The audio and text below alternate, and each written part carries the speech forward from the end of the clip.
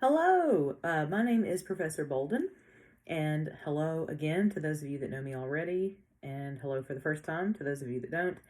I just wanted to record kind of an introductory video today, kind of just going over the syllabus a little bit and talking a bit about the course as a whole. I'm sorry for the less than stellar background. This is my sort of study slash catch-all room, but I hope that you are having a great start to your semester, and I'm really glad that you're here. So if you want to, while you're, listening to this or watching it, you may want to scroll to the very bottom of our Edmodo page, and in that very first post that I did, there's my office hour document, and then there is the syllabus. And so it might probably be easier for you to have that pulled up so that you can kind of look back and forth and refer to things. But first of all, I just kind of want to answer the question that nobody asked, but why British literature? As opposed to it just being something that I love personally, what are the reasons to take Brit Lit instead of, I don't know, American Lit or World Lit or Australian Lit, what have you? The reason why British literature is important is not, to me, is not just because it's this one island country that happened to sort of accidentally give birth to America. It's because of our language. So that's the one thing that everybody watching this video is going to have in common. It doesn't matter where we come from. It doesn't matter what our ethnic, economic, cultural background is. Everybody taking this class speaks English. Like you have to in order to have made it through Comp 1 and Comp 2. It may not be your only language, it may not be your first language, but we are all speaking English. And so British literature, particularly early British literature, is the story of our language and how it started and how it got to the point where we speak it today. And, the words in our language all have a history behind them. They didn't just fall out of the sky like snowflakes and land on our tongues. They each have an entire bloodline.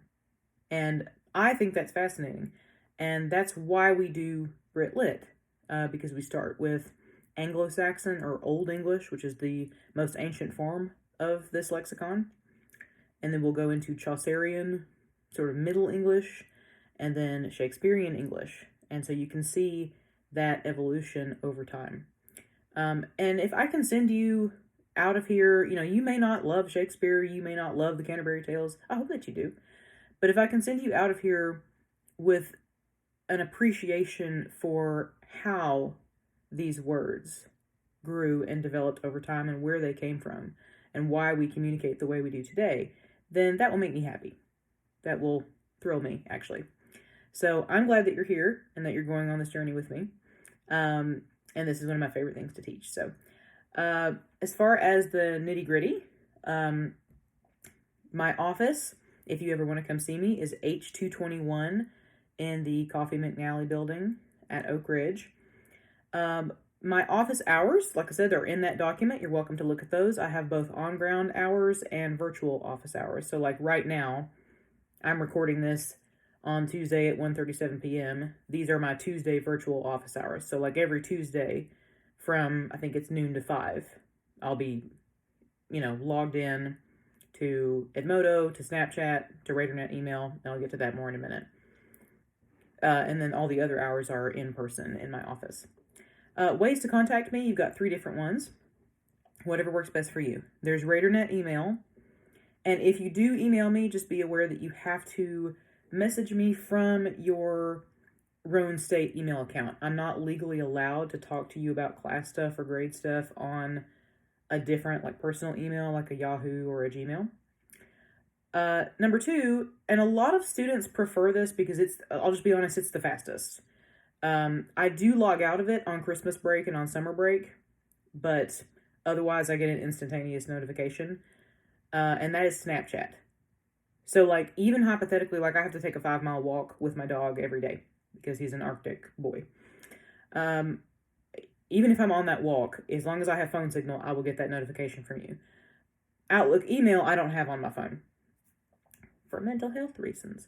So I think it's good to sometimes unplug a bit. But Snapchat will pretty much always get to me as long as I have phone signal or as long as I'm awake and not like cooking dinner or something. So my username for that is Mad Mags Fury Road. It's all one word, or you can just look me up by my name. And then the other thing that a lot of my online students like to use is just Edmodo. Edmodo has a messaging system. I will get a notification for that as well. It can just be sometimes delayed by a few minutes. It may just not be instantaneous, but I will get those messages. And sometimes, especially people who use the app, find that a little easier than Outlook. That's great. It's really whatever works best for you out of those three, but those are the most common ways to contact me. So this is an online asynchronous course. So just to reiterate for my email, we will not be doing any Zoom meetings. There's not going to be any days where you have to show up at a certain time and like get into a camera.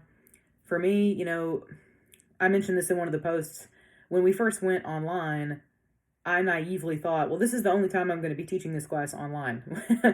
And it has stayed that way because of classroom maximum space, and the literatures pretty much have had to stay online. Now going to part 2.